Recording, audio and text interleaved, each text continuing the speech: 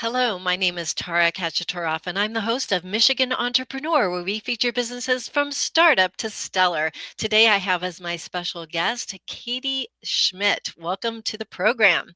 Thank you. I'm happy to be here. Well, I'm really excited to talk to you today about what you do because you've got some really interesting things going on in the world of a hobby called metal detecting, and I think it's really fascinating. I've gotten to learn a little bit about it this past year or so, working with you in another capacity. But before we dive into that, why don't you tell us a little bit about your background, Katie? So, I have a background in accounting. I'm a CPA. My day job is working for a private equity fund. And then I kind of got burnout at the last private equity fund I was at. And I was looking for something to just take my mind off stuff, to just relax. And I got into metal detecting. And since then, I've helped, maybe 50 people find lost items. I've done a bunch of other stuff with metal detecting, and I've just been outside more. I walk more. I feel like I'm healthier, and it's just been a really great hobby for me. Yeah, and it's a really unique hobby. I remember when I first met you, I was like, metal detecting, that's fascinating. So it's actually like using that special machine, like to find different types of treasures and lost items. Um, but what is it really about metal detecting that's so fascinating to you? I know it's got all those other things about being outside and doing something that's kind of adventurous, but what really was like a precipitating thing about that led you to metal detecting and the fascination with finding things? I think I've always been fascinated with treasure hunting ever since I was a kid. So just the idea that you can find lost treasure, whether it be, gold or, diamond rings or a shipwrecked coin or anything like that, uh, just excites me. It's like the feeling of it being adventurous and adventure.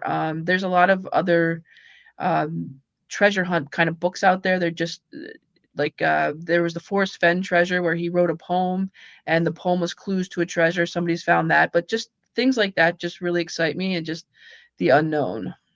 I know that you had mentioned that when you were a child, you had read a book, and I actually went and looked up the book. I don't have the title in front of me, but that kind of got you excited into this world of adventure. Can you speak a Yeah. little about that? So, the first book I read was Gail Gibbons. I forget the title now, but it was a Gail Gibbons book about the Atocha and how Mel Fisher went and found the Atocha and how they worked and recovered all the items. And you can still buy a lot of the stuff that they found on that shipwreck. And I just found it to be, the most exciting thing in the world as a little kid. And I think I haven't lost that excitement for treasure hunting and adventure as I've gotten older. And I think the metal detecting really speaks to that. And do you remember when you bought that first metal detector? Like, um, did you even know what to do with it at that point, or what was that like when you bought your first one?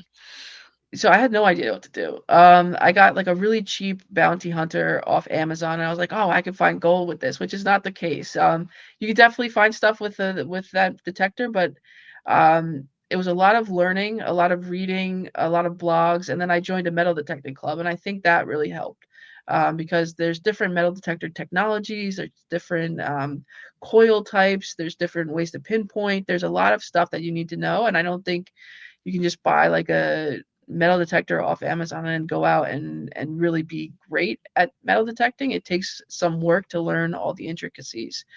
So when I first started, I think the first thing I found was an old car part. And I An was, old car part. That's yeah, great. it was an old car part. There's a little park back behind my house, and it was some kind of old car part that I found. And I was excited just to find that. I was like, all right, it's working, it's working. But since then I've upgraded and I found way better stuff. Katie, why don't you share with us some of the kinds of things that you have found, and people actually hire you to do these kinds of things. I mean, like, right? Like, you can Yeah, talk a little bit about that. absolutely. Yeah. So I think the best things are the sentimental things, and I think that's why people pay for somebody to find something for them because it has some sort of value other than the metal itself. Um, I think that my favorite one was a little kid who lost his chain playing football in his backyard, and this was like his lucky chain. The dad had found it in New York City in a puddle, and felt that like finding it then was lucky, and then the kid felt lucky that he had it. And I went out in the backyard and he had his football number on it, and I found that one. That was a good one. And then there was also um one where the guy was fishing and he cast the rod, and for whatever reason the ring came off with it, something like that. And I had to get in the water for that one. And I found that one, and he was like, this was the ring that was blessed by the priest. Like, this is the important one. Like, nothing could replace this. And he was really, really happy that he got it back. So, a lot of good stories, and you really feel good giving people back something that's so important to them. Also, can you tell us a little bit about exactly what kinds of things can, like, if it's metal, it can be detected, correct? Absolutely. What If does it's that metal, it all can be include? detected. Metal all has different um, conductivities, is Hmm. the word. So each metal reacts differently to the metal detector, and some metals are more difficult to find than others. But if it's metal, it can be found. There's certain metal detectors that are special gold metal detectors for gold nuggets, and people can find the tiniest little speck of gold with these things. Um, Is but gold then does gold have a high conductivity or a low conductivity? Is it harder to find? I mean, do you need gold is more harder to special? find. It's harder to Yeah, find. Okay. yeah. Okay. So you need a special metal detector, and you need a higher frequency to find gold. So typically, your hobby metal detector will be probably in a range from 8 to 15 of a frequency, where with gold you're going to want something higher, like a 40, like 20, probably 20 up to 40 to find gold, and you're going to want a better technology. There's pulse induction metal detectors, there's very low frequency metal detectors, there's multi frequency, which have multiple very low frequencies running at the same time.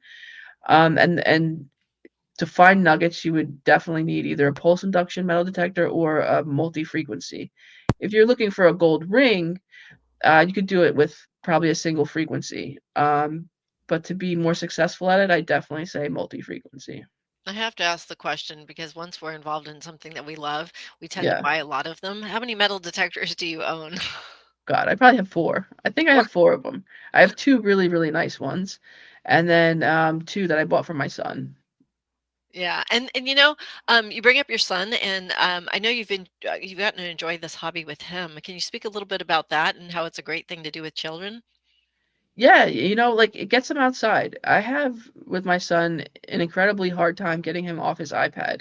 It's the way he socializes, it's where his friends are, and so they're on the iPad, they're playing the games, and it's like such a dopamine rush, it's incredibly hard to get him outside. But with something like metal detecting, then just, the excitement, it's easier, and he will go out for that. Um, Sometimes it's still hard to get him to go out. But it's kind of fun because, you can take a metal detector anywhere. I mean, you take it to the beach, the mountains, the backyard. I mean, you never know where you're going to find something. And every Yeah, every lake becomes like an adventure, right? absolutely. You can find something anywhere. I mean, people have been here for hundreds of years in the United States dropping metal. And you never know what you're going to find. There's shipwrecks from, 1700s, 1800s. There's shipwrecks that we know of that are still washing up on shore. There's a In Delaware, there's a beach called Shipwreck Beach, and you can still find coins there from shipwrecks That's if the unbelievable. conditions are right. So I love the beach. The beach is my go-to, but you can find something anywhere. You can find it in your own backyard. You never know what's there. I can guarantee that 90% of the yards out there, you're going to find some sort of coin in them. um, may it be a penny or a quarter, or maybe it's like a silver dime or a there's definitely something in your yard. And silver's worth something nowadays. It's going up. Sure is, Going yeah. up. So I know amidst all of this, you wrote a children's book called The ABCs of Metal Detecting. And I want to talk a little bit about that. I'm going to show the cover right now, ABCs of Metal Detecting. This is Yes. available on Amazon. It's really cute. He's an ant, right? That's an ant. He's some kind of bug. Yeah, I Some don't kind of think bug he. with a metal Yes. detector. That's his metal detector right there. Um, Yeah. why don't you tell us a little bit about your inspiration to write this book? And you also have a coloring book as well under the same name of Yep. Kati Schmidt. Tell us a little bit about your inspiration to write this book for children. So I just wanted to get the hobby to kids. I think that if you look at the demographics of metal detecting, it's typically older people, and I think metal detecting is a great hobby for kids. I think anything that gets you outside, anything that has a sense of adventure, um, anything that gets kids off screens is amazing, and I wanted to bring that like, I looked on Amazon for other books on meditation. There's really not anything. So I wanted to bring something to kids that would get them thinking, and get them outside, and so that's really why I wrote the book. And this is more of like a tips and tricks book. I'm coming out with a second book that's like a how-to guide from like Oh, picking cool. your detector all the way to making your first find and recovering it and then cleaning it or selling it, storing it. And that's going to be like a the next book I come out with. But this one is more of tips and tricks to really, just learn a little bit more about metal detecting, the hobby, and what you can do with stuff. I really enjoyed it. I mean, I read it from beginning to end. I'm just going to show like a couple of the pages here. Um, so there, that's the letter O. Um, and then, here's another letter. N is for noise cancel. And they got Yeah. beautiful, cute little illustrations, and you literally go through the alphabet, which I really love. So it's educational from that standpoint. It's something a parent can read to their child or a child can read to themselves. What is the age level for this particular book?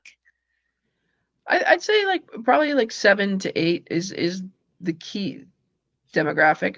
But I think you can read it younger. I mean, you can just do the letters with younger kids, and even older kids, if they're metal detecting, there's a page in there about sensitivity, which I think is one of the biggest problems that people have. They think, you can just jack your sensitivity up and you're going to find more stuff, but it actually leads the metal detector to having more interference, and sometimes can make it more difficult if you have it jacked the whole way up to find anything. So I think it has tips even for older kids, but I'd say, the key age is probably like the 4th grade to 7th grade. And I know we don't have a copy of it here, but you also have a coloring book that you came out with, I think it was the middle of last year. So you have a Yeah, coloring book for kids as well, and under your name, written by Katie Schmidt, of course. And what is the age? I guess any kid can color, right? They can color yeah, the whole yeah. picture, right? I It mean, doesn't you could matter. There is no age, right? if you can hold a Up to marker brand. or a crayon or a colored pencil, you can do it. It's essentially the same exact book, just in black and white, so you can color instead. Does it have all the? Does it go through all the alphabet though? I Yep, mean, goes through the it has the alphabet. whole. Yeah, Okay, it's the exact 25 same page. book, Oh, okay. just in black and white, Oh, so the kids okay. can color stuff in, and they can still learn all about metal detecting, and So yeah, you could buy them both books and say, "Make this book match this that book." That'll keep them busy, right? there you go, there you go. I love that. Hey, and with that new book that you're coming out, as soon as you have that available, yeah, send me a copy and we'll talk about that one too. Because Yeah, for I'm sure. actually interested in learning more about this hobby. I ever since I had met you, I've you know for the audience, I've known Katie for going on 2 years almost. Yeah, I met her, and I just find this area fascinating and the things that she's done with her business around this. Um, but yeah, I really love this book and the coloring book, of course, matchy matchy. So there's something there. Now you did something else in addition in this past year. You I came out did. with a card deck, and I'll show this again in a minute, but I'm gonna just show you the pack. This is called Detectorist Rummy. So a detectorist is somebody who uses a metal detector to find things. There's a little Yeah, boy in the forest, and this is, oops, that's my notes, but this is this is the card deck. This actually holds 2 packs of cards. There's a whole nother deck in here, but I do have a deck here, and I'll show these cards in a moment. But these are some of the cards with these cute little designs on them. I mean, they're so cute. Um, thank you. Sorry, I'm having trouble like keeping this in front of the camera. But let me show another one. This is a little pirate with a detector, metal detector. He's on the beach actually looking for treasure. There's a treasure chest. This is a from the looks like the times of the Civil War. And cannonballs can be found in various fields around the nation, right? Where They they can, but just be careful that help it's the not boys. a protected battlefield, because then you're gonna get in Right. trouble. Because they will, that's Don't go right. metal detecting in Gettysburg. No, you can't even take pictures at Gettysburg without permission. It's Yeah, really complicated. But why don't you tell us a little bit about this card deck, and we'll unpack a little bit about your journey to getting this all ready to go because you had it ready for the Christmas season. I did. So, growing up, I used to play with my grandma, my dad, and my sister and our friends 500 Rummy, and we loved that game. We played it probably every other weekend after dinner. And I wanted to take that game and kind of put a metal detecting spin on it and make it, the same concept, but something different. So I made a bunch of special cards that change the game. I feel like it makes it a little more exciting. I put the different suits there. You saw the coin. There's an earring on one of them. There's the cannonball, and I made, instead of like the king, queen, jack, I just made numbers so it's easier for kids. So it goes from 1 to 13 instead of like a regular card deck with the jack, queen, and king. And yeah, so I was taking something from my childhood and then meshing it with the metal detecting and making something that I hope is people feel is more exciting. Do you remember the what you were doing at the time when you said, "Hey, I think I want to like make a card deck?" Because it's like that's a big project, as you found out, right? It's not Yeah, as easy as like it sounds. I mean, you had to go through a lot of steps. But do you remember when you had that inkling to, "Hey, I want to make a game out of this for kids?" I was actually talking to one of my friends who was talking about a project that somebody else was doing Hmm. for their company, and I was like, oh, like maybe I could make a really cool metal detecting card game. So I think it was a conversation that kind of sparked the idea in my head, and then from there it was like thinking about like what kind of games do I like, how can I make this game better, how can I do something more interesting. And I thought about it for a while. I did a couple iterations, and at the end of the day, this is what I came out with. And you had to get illustrations, you had to, like, figure out how, Yeah, write instructions on how this game's gonna go and, manufacturing. I mean, there was a lot of pieces to this because this is like a product company, you know what I mean? You yeah, developing a product. I mean, it's one thing to do the writing the book, and that's a whole 'nother experience. I mean, writing a book, getting it published, 4-color printing, all that sort of yeah, thing, getting it on Amazon, then doing a coloring book, which is a whole different kind of thing where you're taking all the color out and adding other things and creating an activity book at that point. And now a card deck, which is like a full on, product development. yeah. Um, what do you think? What was the most challenging part of the card deck process for you? Well, I'd say everything that I've done I'm learning something new, right? There's so much learning. I think with the book, putting on Amazon, so because it's published by Amazon KDP, just learning about trim margins and sizing for the book, learning how to upload it, learning about the advertising for it, and then with the card game, it was really fortuitous that I picked the illustrator I did because he had a connection with a manufacturing and printing facility. So that I didn't have to do much research there.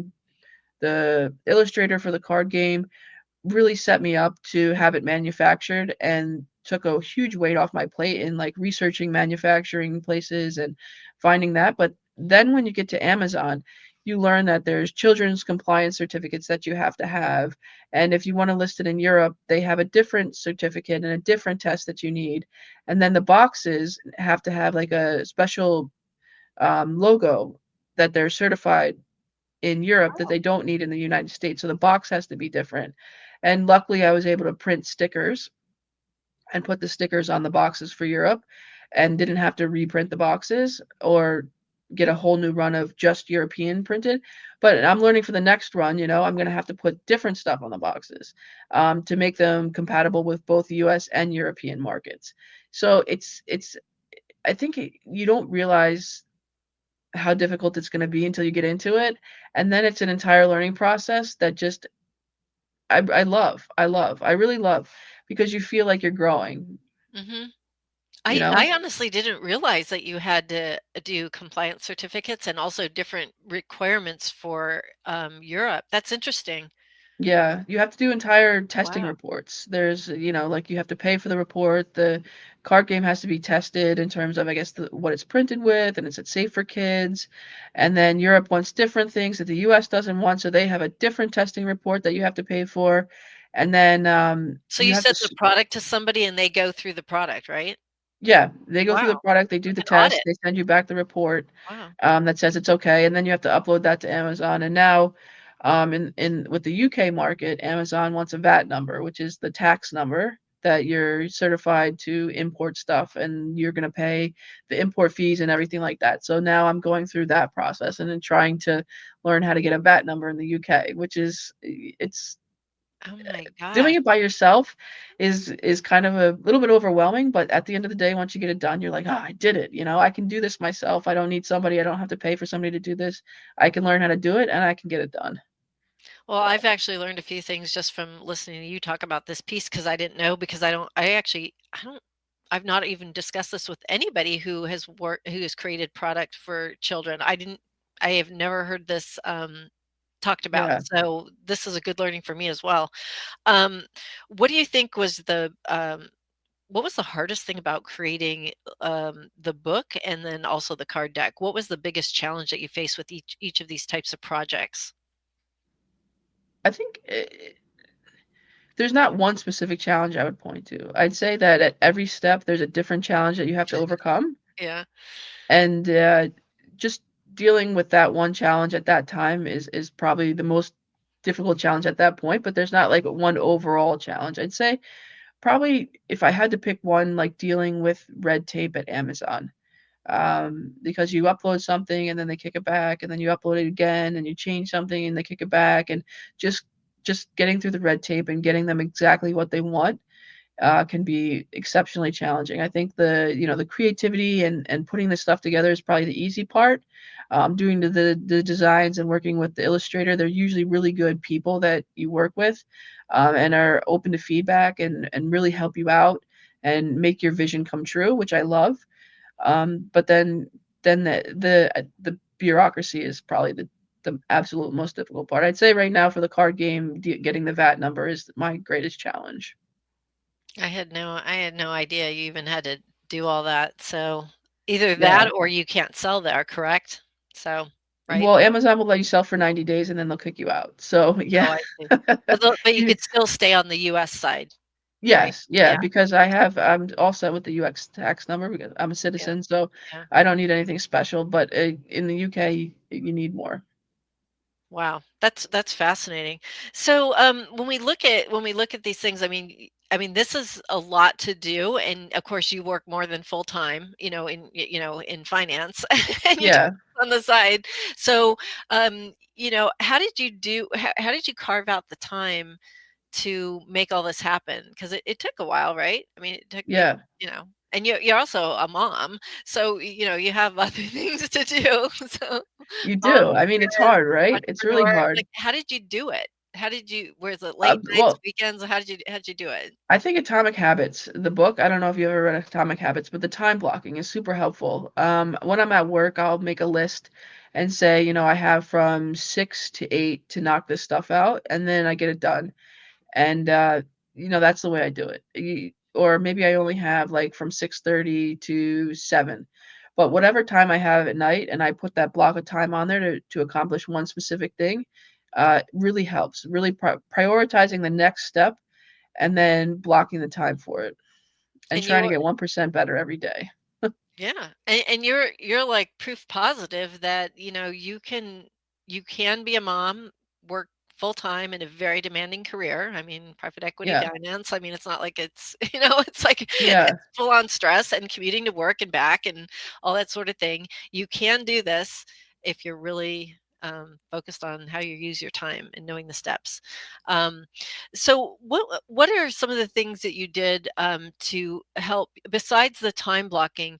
What kept you going, um, through all these months? I mean, it took time to do all of these projects. They don't just happen. They look easy when they're all, done yeah. and you're looking at a box and it's like, but the hours that went into this. It's Right. like, what other tips could you offer, like 1 or 2 tips on how other entrepreneurs can focus and move forward? What did you do? I'd say just being passionate about what you're doing.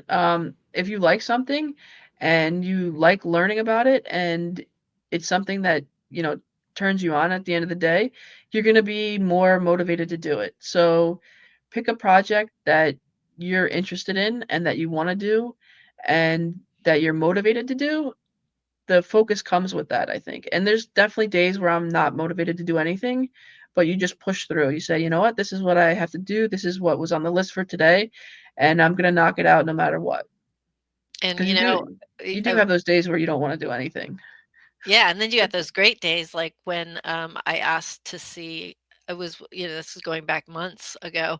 I asked, "Can I see the boxes that were shipped to you with all the card decks?" And I remember you showing to me, and I was like, "Oh my god." It's like boxes and boxes and boxes of card decks. Yeah, I mean, it was like, this is the pinnacle. This is the reveal, the big reveal. I mean, all your hard work is now packaged in a box and ready to sell.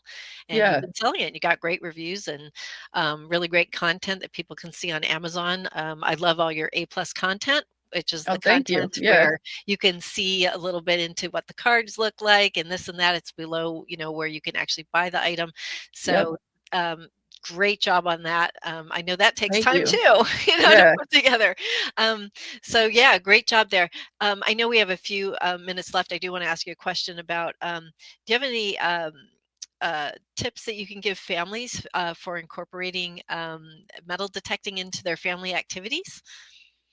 Yeah, I'd say get a metal detector and go outside.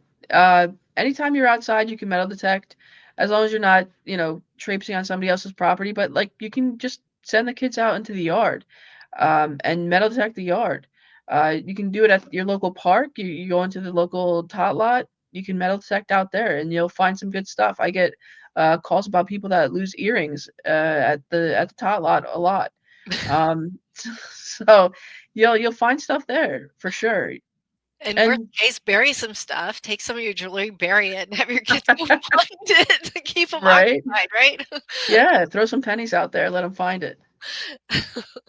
So the new pennies that are like, I don't even know what they're made out of. The The fact, Zinkins, they're made out of zinc. They're copper-coated zinc. okay, They're no good. They deteriorate pretty fast. yeah. At the beach, you're gonna find them green and crusty and corroded. Yikes. But the change adds up, like, I collect all the change. People probably think I'm crazy, but I collect all the change I find in the subway in New York, and it adds up at the end of the day. I've actually put it into a Fidelity account and invest it just to show people that, like, change adds up.